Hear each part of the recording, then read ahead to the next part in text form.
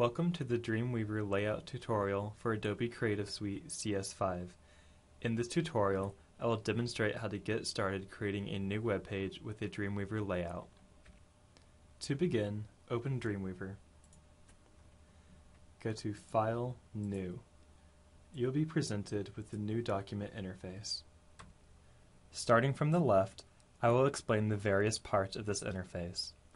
The blank page option holds layouts for various web development languages such as HTML, CSS, and JavaScript. These layouts come with some predefined code from Dreamweaver to help you get started on your page. We'll return here later to select our HTML layout. The blank template option is similar to the blank page option in that it also contains some predefined code from Dreamweaver for various web development languages. However, with the template, you go further to define some parts of this code as either editable or non-editable. In the case of working with HTML and CSS, this allows you to create similar pages with a consistent style and structure. If you have saved some templates, they will appear here in the Page from Template option. Here, you can select your customized template and modify your editable regions to create derivative files. The Page from Sample option gives you snippets of code for various CSS styles and HTML frames. In Other, you can find starter pages for other languages such as C# and Java. I'm going to return to blank page to choose my HTML layout. I'll make sure I have HTML selected, then I'll explore the layout options. The main categories for layout are 1 column, 2 column, and 3 column. You'll see that as I click around, I get a preview here in the rightmost part of the interface.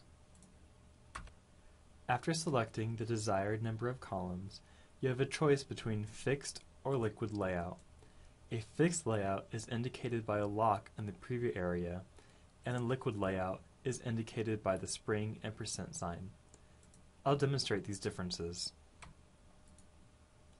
With a liquid layout, when the viewport changes, the content of the page shifts.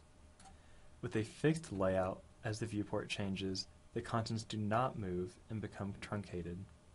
The choice between a fixed and liquid layout is largely a personal decision, usually based on the intended media the user will use to view your page. After deciding on a fixed or liquid layout, depending on the number of columns, you're given an option for a header and footer, or a left or right sidebar. For this demonstration, I'll choose a 2-column fixed left sidebar layout. Once you have selected your layout, you must choose the doc type or version of HTML you are working with and where you wish to place your CSS styles. For larger multi-page sites, it is a good idea to create a new CSS file independent from the HTML file in order to apply consistent styles across multiple pages. If you choose this option, you'll be prompted to name your new CSS file when you click Create. If you have an existing CSS file you wish to use, you may link to that file at this time. To do so, choose Link to Existing File, click the link icon, browse out to the appropriate file, and choose the intended media.